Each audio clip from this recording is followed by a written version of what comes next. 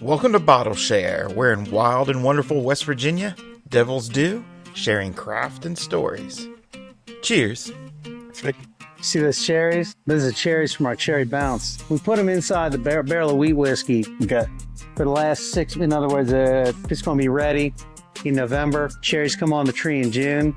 They sit inside that barrel for about 6 months. Nice. And then when we pull them out, man, they don't even taste like cherries anymore. They taste like chewy bourbon. So I get this luxury cherry syrup produced. Yep. And we pull them all out, separate them out. We get all the damn barrel char off them, but we got to drain them pretty good, but don't wash them because they're full of that bourbon. Pack them in a jar, and then we fill that with cherry syrup again to put the cherry flavor. You have to actually put the damn cherry flavor back in the cherries. But I mean, we did 400 pounds. We hand pitted 400 pounds. The whole back of my truck was overflowing with cherries. And so like we got, I don't know, I think I got 35 jars of full-size 750 ml moonshine cocktail jars of bourbon cherries. Well, I think we get through about half. We'll get through all of them in a year. Nice. Cocktails, because then you can give everybody 3 or 4 or 5 cherries. Right. You know what I mean? You don't give a shit about how many. You're not, where you go to the other bars and they're like, this cherry costs us $2.75 a piece. Yeah. No, that's awesome. So, these cost 10. That's right. Yeah, there's so many. You know. Easily, but we're willing to give that away here. What's this rated? What's this? And whatever you want it to be. Because we're trying not do it, but sometimes I don't mind. Yeah, right. This is honor children. No, not at all. So, GolfCask Nation, we've already started the conversation. This is Brian Bailey here, and we are in, is it Kearneysville? Kearneysville, West Virginia. West Virginia at Devil's Due, and this is Wylie, the owner. Yes. Of this wonderful distillery. And Wylie, give us a little background about Devil's Due and how this all came about. Oh yeah, so if you're not familiar with Kearneysville, West Virginia, it's about as far east in the panhandle as you can possibly get. 6 miles from Virginia, 9 miles from Maryland. We sit at the confluence of the Shenandoah and the Potomac. And if you've ever been to that spot, that's where Harper's Ferry is. 2 million visitors a year to Harper's Ferry, so it's a good place to put a distillery. Not a bad place. Also, surrounded by farmland, and because we sit in between those 2 rivers, the soils in this area have for, millions of years been silted over, and they're very, very rich, very lovely for growing grains in. There's a lot of farms around here, and we really pride ourselves in bringing those local grains into the distillery to make the fine whiskeys that we produce and sell here at the distillery. Opened in April of 2021. Okay. Almost 5 years old here. And the idea of the distillery was to try and be hyper local, to try and source everything that we use from either inside the state down to inside the county. And a lot of the whiskeys we tasted today, all grains right in the county. If they're not, they're in the next county over. That might actually include Maryland or Virginia if I got to cross state lines, but we never have to go more than about 1 county over to make those whiskeys. Mashed, fermented, distilled, aged, all here inside the house, especially for this pretty special event that you guys participated in today, our Whiskey Thief event, where you can come down to the distillery, sample right out of the barrel, fill your own bottle at cask-strength, single barrel, from a variety of the whiskeys that we produce here at the distillery. And brought a couple guys down. They had an absolute blast. And then I ended up with barrel number 5. Barrel number 5. So there was only 4 barrels before that. There were. And if you look up there, there's barrel number 3. That, and I don't know, you might take a picture of it later to show your viewers. That's a 30-gallon Kelvin barrel out of Kentucky. The 3rd barrel we brought in, the first 2 were both Kelvin, 15 gallons. Amazing, beautiful barrels down there. Typically, I think those barrels were 48-month air-aged staves, char number 3s. Primarily, we use char number 3 makes that bourbon flavor. I know some other guys go a little deeper, and I've actually got a couple number 4s over there. But that's the one that we're really focused on to make that flavor. That one right there, we call it our Founder's Cask barrel.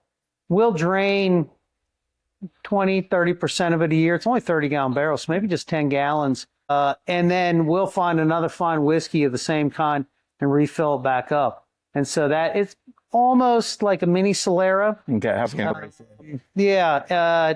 But really, really interesting flavors because That Founder's Cask whiskey is still in there. That's one of the oldest barrels in the house. 2 and 1 were 15-gallon barrels. The very first whiskey we made was a single grain, 100% corn. It was like, we want to try that, and then we slowly started adding a couple things in, like our high rye bourbon that you guys tried today, our twin malt, our 4-grain prime, our wheated bourbon. We try here at Devil's Due Distillery to make every kind of bourbon that they make in the market. And that's really, when you look around here, that's really like the exploratory, the experimental phase of the distillery. The 15-gallon barrels, those have been discontinued. They make straight bourbons, lovely straight bourbons, 2.5-year-old whiskeys. Those whiskeys right there were created so that we could understand what they might taste like in the big barrels. And they informed a lot of the mash bills and the techniques of how we were going to use those. And then as we grow, all of these big 4-year-olds, they're designed to inform the next growth of the distillery, to where we'll probably take those 10, 12, 15 mash bills, distill them down into 4. We'll bring the 800-gallon still in, which I just put the last payment on, man. I'm so excited. Nice. And instead of taking a week to make a barrel when that comes in, we'll make 3 barrels a day. Nice. So we'll start to become a more commercial facility.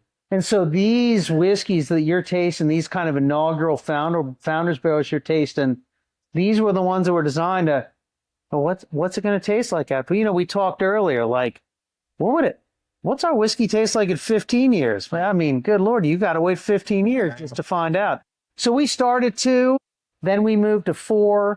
The next thing, when we have the luxury of having so much whiskey that we can stash it away, we'll move to 6. It takes years for a distillery really to get older. For a distillery to move from 2 to 4 years takes 5 years. For it to move to 4 to 6 years takes 10 years. And 6 to 8 might take 15 or 20. And God forbid, you might only have one shot at a 15-year-old like we talked about. Because you got to make it. Then you got to taste and decide if you were going to make any changes to it. And then you got to make another one. And by that time, well, if you live that long, I was about to say, right? We figured if we were going to make 20 or 25-year-olds whiskey, we might just call it dead man's whiskey, because you just might be dead by the time people are sipping it. well, hopefully Ethan and his kids will be able to tell you. A generational one. Between Brian and I, Brian Halbert, Wylie McDade, the owners of the distillery, we got 5 boys. Who knows? Maybe we'll net all 5. And wouldn't that be something? But right now, my son Ethan works here. My 14-year-old, he works here part-time. On Thursday afternoons, he's part of the FFA. We have a very robust Future Farmers of America Very nice. in the county. And he's come over to learn about grain handling. And that'll satisfy some of his requirements there. But it's really interesting. We got a 14-year-old who knows all the farmers in the county, understands how to grind the grain, do the mashing. He just doesn't touch the alcohol part yet. Yeah, that's fair. So, started in 2001. When was the first inkling of starting this, and then why would you start a distillery? Because this is a crazy business. Man, my son's standing behind the camera right now, and he just made us these old fashions. Spectacular. He grinds the sugar, he grinds the orange, he adds the bitters, and then he does a barrel pull for the whiskey. And I always say the whiskey sure tastes better coming out of wood than out of glass. It does, but out of this glass, it's still pretty dead. Something in 2015, and maybe even before that, I hadn't even thought of yet. That's when I was still in the Navy. I'd come home on leave from the Navy every couple of months. I'd come and stay with my brother, Brian. We'd always be having an old-fashioned or a glass of whiskey. And we were both getting to that point in our careers where we said we want to retire. Now, me being in the military, there was a Northern Virginia Defense Contractor's office with my name on it. But all roads led to a padded cubicle. Yep. And I was not interested in that. That is fair. And so at some point we looked down and we said, well, why don't we try and make this? If you go up into the front of the distillery, you can see the 5-gallon still that we built out of a 4x8 sheet of copper. Yep. And we ran that for years. Just mostly yes, to make the whiskey, but more, we wanted to understand how to grind the grain. How fine of a grain did you need? What kind of enzymes do you use? And even understand how yeast interact with grain.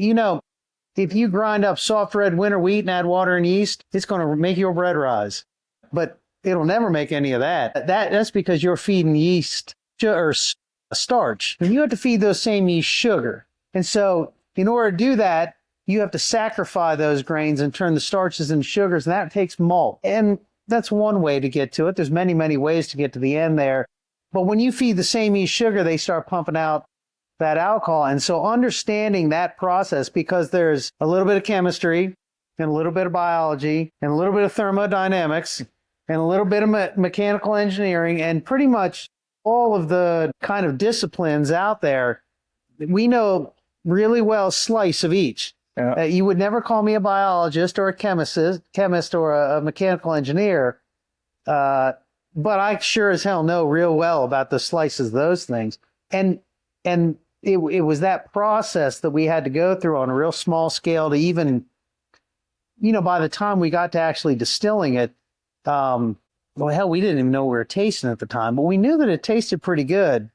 And we started, and so a couple things happened. We practiced a lot. We read a lot of books in the beginning. Yep. And then after that, we decided, I think maybe we can do this. Then we started going out and talking to people.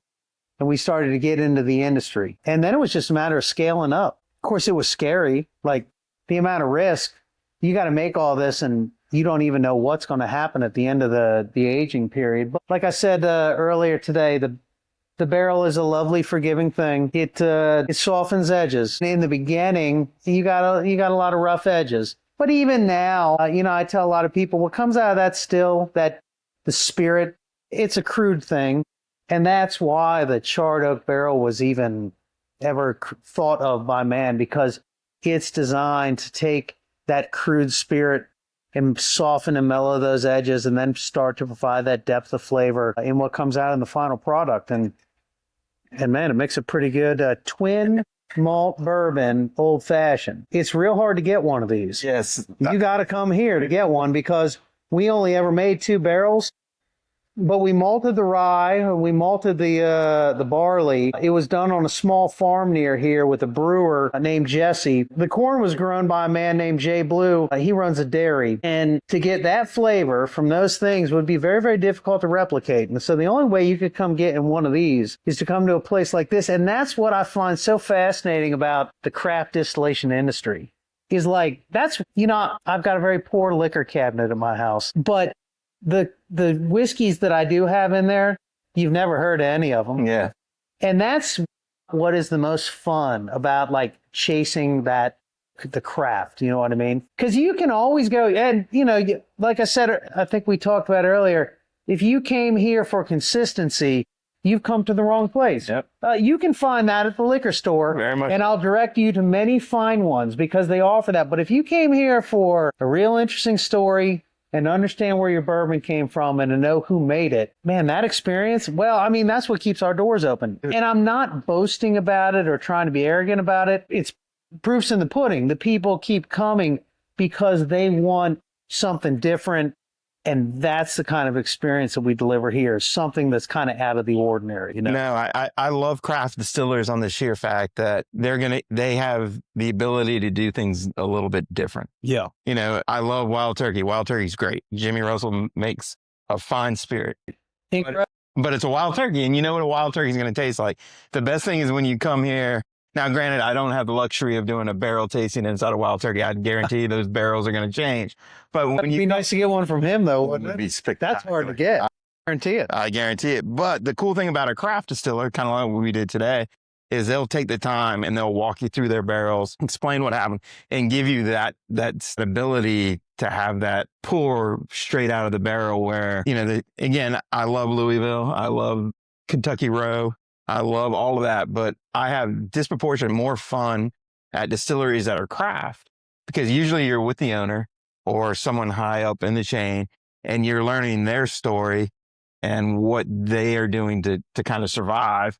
To me is a much better story than, again, Wild Turkey's spectacular. Jim Beam makes great whiskey. Yeah. Great whiskey. But these craft guys, I view the craft guys like the craft beer guys. Think of how much they interrupted and changed the system of beer.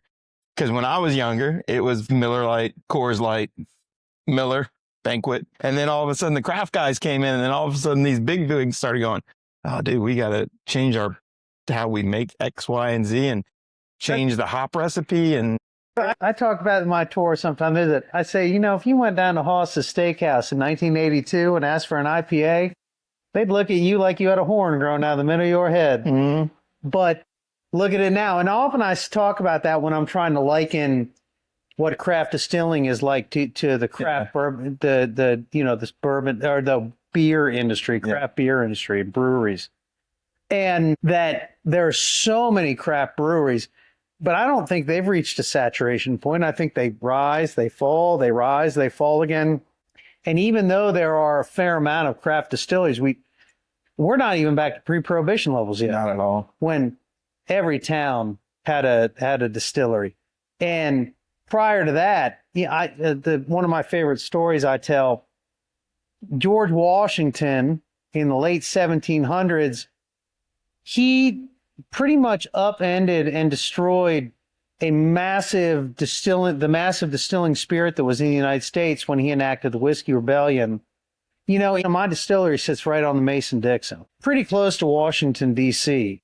And so when that happened, the tax revenue they fanned out to here and up through Pennsylvania and down through Virginia, and they flushed a lot of them guys under down into the Tennessee Valley and that region down there. And that's where the tradition up here was making rye whiskey, because back then rye was a cold weather grain. It grew north of here.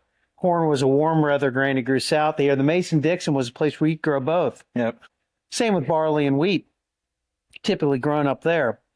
And so all those rye whiskey makers flushed out of this area, went down there. What's the distiller look for when he shows up in a new place? The cheapest thing that makes sugar. And that was corn. Corn was king in the South back then. And that's where the roots of bourbon come from. It was really probably a lot of Irishmen making rye whiskey up there in Pennsylvania that rolled down Tennessee Valley and started making corn whiskey. And the rest was kind of history, and everybody else that might have come with them. But I digress from the original, but George Washington put his thumb on basically every single small farm in the area, because every small farm had a still on it back then, because they wanted to convert some of their crop into alcohol, because that was where the cash was made.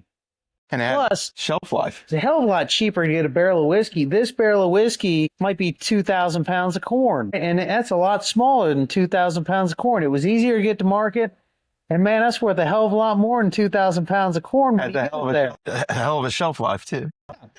Oh. And it lasts for pretty much ever. And it's funny, George Washington was also a very prominent distiller. After he did that, put his thumb on every farmer in the area, basically stopped distillation through the tax efforts. He wasn't just a hell of a distiller. He became the largest distiller in the United States down in Mount Vernon. That's a great place to go visit, by the way. It is. Coincidence, my ass. I'm going to write a book one day that says George Washington was a son of a bitch. He was a hell of a founding father. A hell of a founding father and a great distiller. But makes me always kind of muse, did he really take advantage of the situation? Because he was making 11,000 proof gallons of rye I think it was 1798 or 99. Something interesting? You're in George Washington country right now. The great-great-great-great-great-great-grandson of George Washington, and Charles Washington, his brother. Charlestown's named after his brother. He resides right down there at Happy Retreat in Charlestown. You can go meet the man. I looked at him one day. His name's Walter, and I said, Walter, you're a lucky man. He goes, why? I said, because somehow after, 7, 10 generations, the name's still sticking with you, man. Yeah. And not only that, if you take a look at him, he kind of looks just like the Washingtons. The Washingtons are very, very, very thick in this family. And if any of you are watching this, I didn't mean the SOB comment. I have great respect for your ancestor, and I think he was a great guy, but it's just kind of funny. Just coincidence. Just a coincidence. And the Washingtons own mass tracts of lands out here.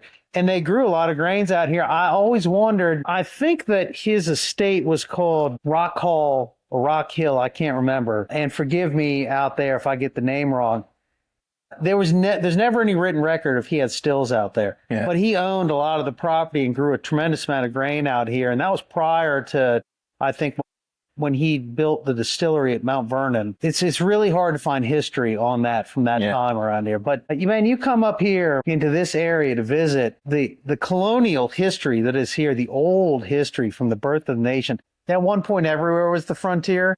But at one point, this was the frontier for a pretty long time. And when this area was the frontier, like it was birth of the nation time. It was a pretty cool time around here. And so you can go and find well, hell, even after that, fast forward, I don't know, 70 years, the Civil War kicked off right down the street at the ferry. One of the biggest battles of it was right over here at Antietam.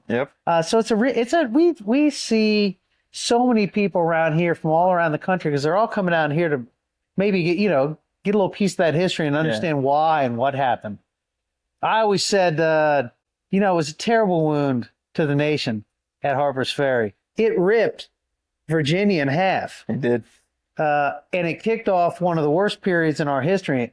And I always wanted to make a T-shirt that said, "Reunite the Virginias and heal the nation," because it is the oldest open wound in our nation. It is. Now, if you really dig into the reasons, they're complex, but nevertheless, like the cool things, the amazing history around here, and the things that the traditions we're trying to carry on in this distillery. And I know that's kind of loosely woven together, but nevertheless, we do it the old-fashioned way around here. No, I love that. Who uses this anymore? Not many people. And that's because if you went to that side of the distillery, everything's made out of polyethylene. Possibly the greatest substance ever invented by human beings. God bless the oil. Man, it put the oak barrel out of business. It did. And the only place besides wine, and hell, that's imported from France, unless you get out to California. Come on, Virginia has some good. They have fantastic wine. Northern Virginia has given Napa a run for their money. Napa would probably laugh at me if I said that, but that's because they're so damn far away. The Northern Virginia wine industry is now 30 years old. It's now become mature. Yes, it has. And there are some award winners over there. We actually, our Port and Starboard bourbon, I have a couple great friends who own wineries over in Virginia, and I get access to some pretty good barrels. The folks over at Casanel Winery in Loudoun County, a fantastic winery. Nelson, the owner, and his daughter Anna are some of the most interesting people. I call Nelson the most interesting man in the world. Seek out Nelson at Casanel Vineyards. If you can get 15 minutes of this man's time and have a conversation, it'll change your life. I'm telling you, he's the most interesting man in the world. But they got us year 2 a Chardonnay barrel, and we did a Chardonnay rested bourbon only because I've only ever seen one, and I thought it was amazing. And we followed that up with his port. He calls his port the Full Nelson, which is just like a great name. The port is spectacular. He dumped the barrel on a Friday. I filled it up with 4-year-old on a Monday, or on Friday afternoon. Let it go 18 more months. So really, the expression's about 5.5 years old, and the French oak and port flavors that just kind of come in on top of the bourbon are pretty spectacular. I live in Charlottesville, and we have probably 60 wineries within 30 minutes of mine. Yeah, swing a dead cat without hitting a winery. It's everywhere. It's everywhere. So, we came down here and you guys are getting ready to kick off. So let's talk about, you're now getting barrels, looking at 4 to 5 years now, and you kind of gave us a test run of what you're getting ready to do over the next few weeks. That is the kind of one of the newest formats here at the distillery. As we release our bonded level bourbons that are right about at the 4 to 4.5 year level, we've started what we call the Whiskey Thief experience here at the distillery, where you can come here, purchase a ticket. That ticket is going to include, I don't know what you think of the tasting, a robust taste of these barrel-proof whiskeys. I think we ranged anywhere from about 110 to about high 120s on the whiskeys. There are going to be 4 unique bourbons in the first showing of these. And then if you like any of them, you're going to be able to draw from the barrel your own bottle. And then if you want, you can even come over and label your own bottle. And you can pick the whiskey that you want. And that, we sell many whiskeys here, but to get access to these, that's the only way you can get them. But they're going to be in their natural expression of barrel proof and single barrel. And so frankly, my opinion, that's probably, for all you guys out there, it's probably the only way you want them. Yeah. And the only way to get them is to come here and fill them yourself. We've got we set up a way to do it with the great folks down at the West Virginia Alcohol Beverage Control, because you got to satisfy those folks first and always be above board. Yep. And we would love to come you down. The best way to book that is to follow us or find us on Facebook, on Instagram, at devilsdue.com. Or you can call the distillery. You say it in your phone, the Google knows where I'm at. We're the only one in eastern West Virginia. Hell, as far as I know, we're the only one in the world. And give us a call or shoot us a note, and we'll tell you when the next experience is, when you can book your event, and you can come down and you can get one of these pretty interesting bourbons. No, I think so. And this one is hand thieved by me, and that was the double malted. So give me this one to me hit my flavor profile. All four. That's what we're drinking. That's all we're drinking right in the old fashioned. All were wonderful, but that one to me had the uniqueness that I really enjoyed. So give us a little history on this. So the twin malt bourbon, we made two. Well, I won't say that. We made three. We made a 15-gallon barrel expression when we had it done. The corn comes from our local dairy. The rye, the barley, they come from one of the farms over near here in a town called Ripon. The owners of the farm over there also have a very small brewery, and they have a hand-by-hand malt shop that they make, and when I say micro batches of malts. And so this kind of really fun project was, we had rye that they grew malted by them, barley that they grew malted by them. And we did a 70-15 mash bill. The first of it was put in a 15-gallon barrel, followed by two 53-gallon barrels. You missed the single malt rye. We only made one barrel of that because there wasn't very much. We only could produce 15 gallons of it. That was a pretty incredible expression, because the notes of chocolate and leather and coffee become very forward in the bourbon. The single malt rye, which was just pure, it would punch you in the face. The flavor was so intense. We drew that back to 15% for this particular bourbon, a 70-15-15, 30% of the mash bill being malt, either rye or bourbon, set for now about 4.5 years in a toasted and charred white American oak barrel. It just boasts some very robust flavors. It's bourbon, but it has these notes in it that you're not going to find in your typical bourbon. This is not your typical high 80% corn, touch of rye malt bourbon, just because when you malt rye, it turns it wild. Yeah. And it brings these just amazing, thick, rich notes. Heavy on the mouthfeel, I think. A lot of fusel oil in this one. It really had a nice roll across the tongue. And so, yeah, this is a unique one. We have one of them that we're filling now. I have one in reserve that we will probably release later. We're just trying to decide if we want to hold it maybe to the 5-year mark and do a second release on it, because there were only 2 ever made. That's barrel number 5. And I think we talked about where 1, 2, 3, and 4 went. And so you roll next to it to barrel number 8, our 4-grain. This one actually, because they were done, they're almost sister barrels, but they're very different whiskeys. There is a little bit at 5% of that malted rye in there, just a touch. But 23% wheat on this one now comes into the mash bill. A lower percentage of corn at about 61%, with the rest malt. This one is going to have more of those bourbon flavors you remember, but there's going to be a hint of something in the background, and that's where that malted rye comes in on this. But big on the wheat flavor, a lot sweeter on this and really fun. The other one you can try over here are high rye bourbon at about 18%. Those rye flavors are coming through. This is going to give you more notes of those kind of the traditional standard bourbons that you know on the market. And then switch over to the wheat.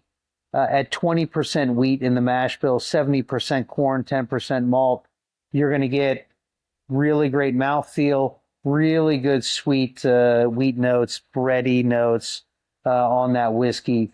And each of them running somewhere, again, between 110 to 125 proof.